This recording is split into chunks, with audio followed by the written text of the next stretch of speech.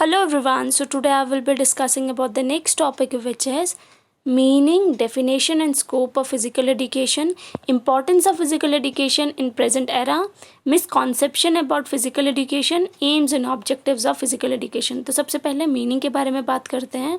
तो physical education जो है वो टोटल ग्रोथ और डेवलपमेंट है एक इंडिविजुअल की।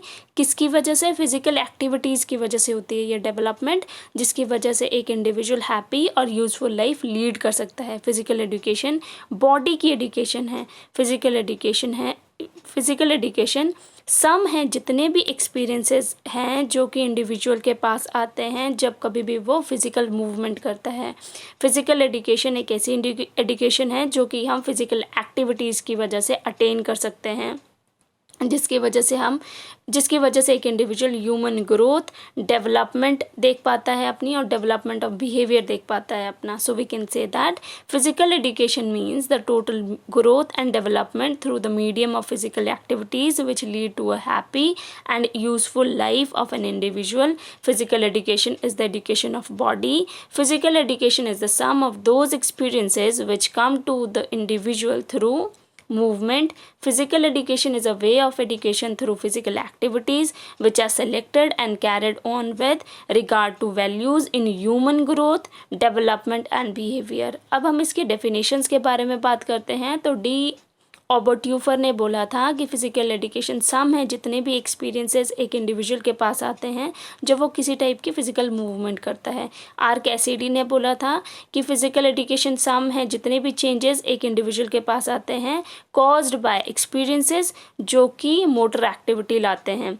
जे.बी. नैश ने बोला था कि फिजिकल एजुकेशन एक ऐसा फेज है जिसकी वजह से एजुकेशन होल फील्ड ऑफ जो कि एजुकेशन है जो कि डील करती है बिग मसल एक्टिविटीज़ के साथ और उसके रिलेटेड रिस्पॉन्सेज के साथ। So we can say that according to the Oberteuffer physical education is a sum of those experiences which come to the individual through movement.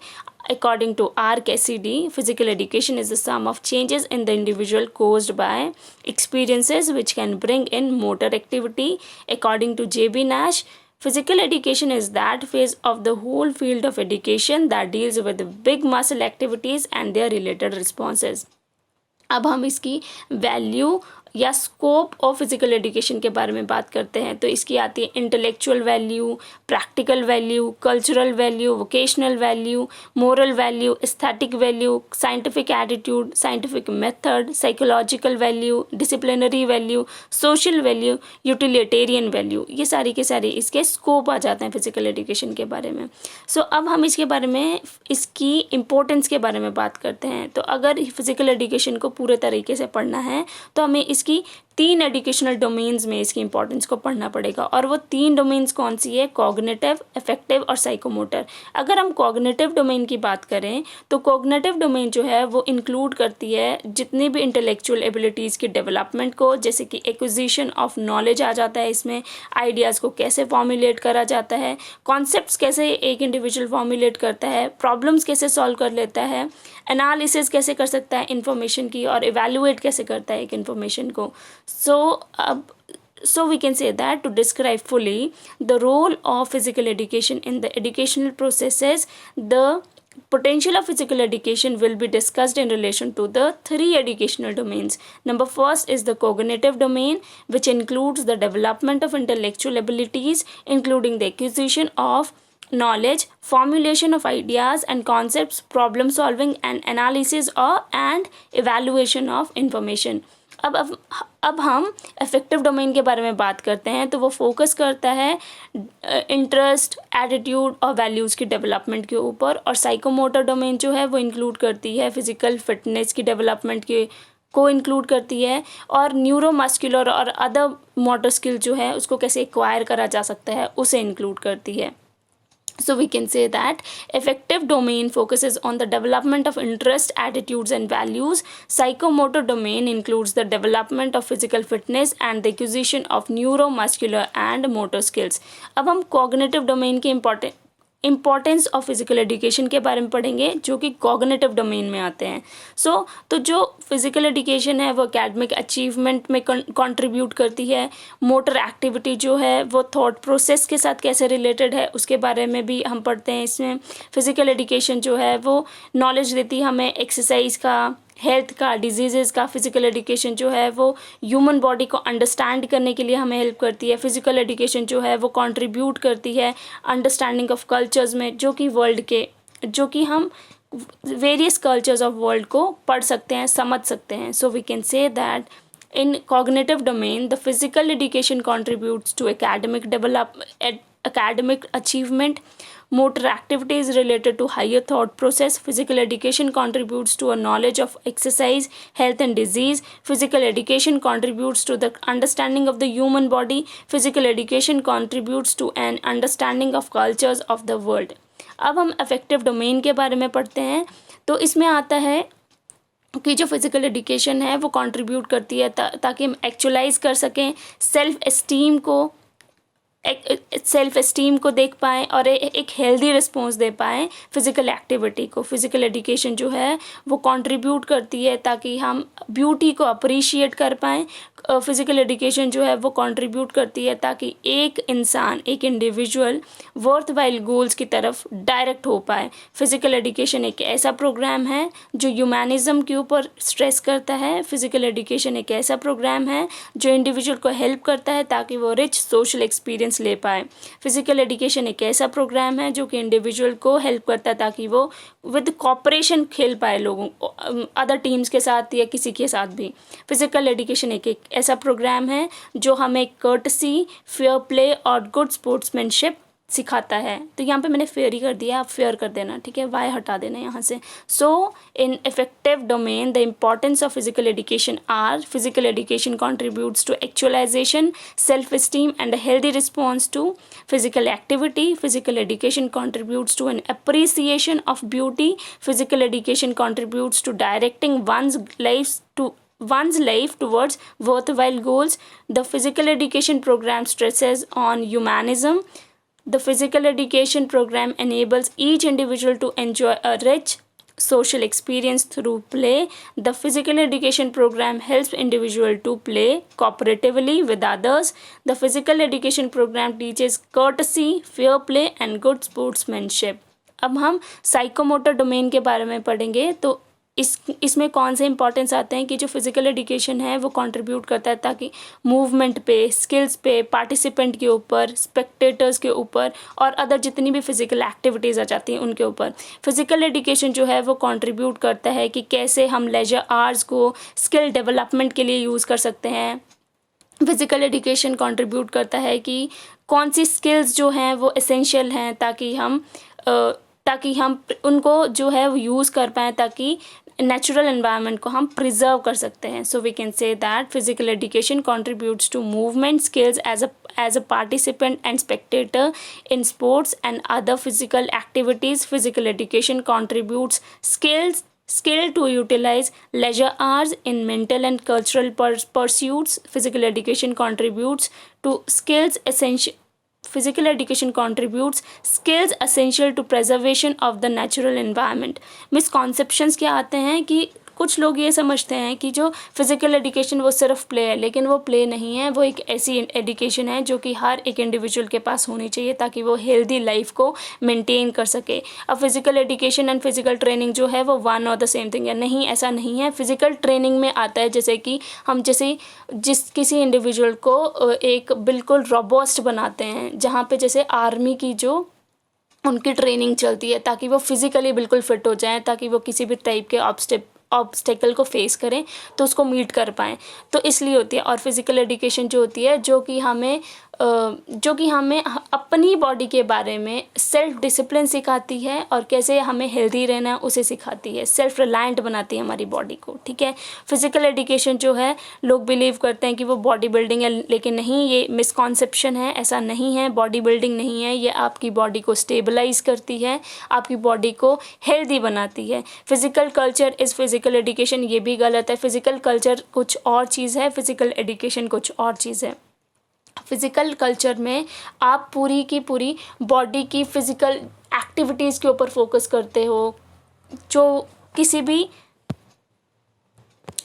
हाँ, फिज़िकल एजुकेशन में, physical culture में ये आता है कि एक जो कैसे एक इंडिविजुअल अपनी बॉडी को वेल शेप में ला सकता है, वो कैसे अपने मसल्स को ठीक कर सकता है, डेवलप कर सकता है, उनको कैसे कंट्रोल कर सकता है स्पेशल एक्सरसाइजेस के थ्रू। ये सिंपली फिज़िकल कल्चर एक ऐसी चीज़ है जिसमें एक इंडिविजुअल अपनी बॉडी को ब्यूटीफाई करता है, वेयरएज जो फिज़िकल एजुकेशन है वो एक इंसान को हेल्दी बनाती है, ठीक है, हेल्दी बनाती है, उसकी रिफ्लेक्टिव थिंकिंग जो है उसको इनिशिएट करवाती है, एक सेल्फ डिसिप्लिन जो है वो डेवलप कर पाती है एक इंडिविजुअल में। तो ये है फिज़िकल एजुकेशन के बारे में। फिर फिज़िकल एजुकेशन जो है, जिसमें अगला पॉइंट ये लिखा है कि फिज़िकल एजुकेशन, स्पोर्ट्स, गेम्स, मास ड्रिल जो है वो सीरीज ऑफ एक्सरसाइजेज हैं जो कि ग्रुप में करी जाती हैं, जिसमें वेरियस मूवमेंट्स करी जाती हैं, जिसको जो मूवमेंट्स होती हैं उनको प्रैक्टिस किया जाता है रिदम में और प्रॉपर कोऑर्डिनेशन के साथ, उसको ड्रिल बोलते हैं। वेयर जो फिज़िकल एजुकेशन है वो पूरे के पूरे इंडिविजुअल को इंक्लूड करती है, ना कि सिर्फ बॉडी को, ठीक है। तो ये डिफरेंस आता है ड्रिल और फिज़िकल एजुकेशन में। Other activities having no other objective than physical fitness, ये भी एक मिसकॉन्सेप्शन है, जस्ट बिकॉज फिज़िकल एजुकेशन के बारे में लोग अवेयर ही नहीं हैं, उनको फिज़िकल एजुकेशन का रियल मतलब पता ही नहीं है, इसकी वजह से ये मिसकॉन्सेप्शन उनके दिमाग में आता है। Now the next thing is will talk about the AIIMS and objectives of physical education. तो जो एम्स एंड ऑब्जेक्टिव्स रहते हैं फिज़िकल एजुकेशन के, वो हर एक बच्चे को फिज़िकली और इमोशनली फिट बनाते हैं और उसमें पर्सनल और सोशल क्वालिटीज़ को डेवलप करवाते हैं ताकि वो खुश तरीके से रह पाए और औरों को भी रखे और अपने आप को एक गुड सिटीज़न जो है वो बिल्ड कर पाए। तो जो मेन ऑब्जेक्टिव्स और एम्स एंड ऑब्जेक्टिव्स हैं वो हैं कि हेल्थ के ऊपर आता है कि जनरली ये बॉडी को हेल्दी रखती है फिज़िकल एजुकेशन।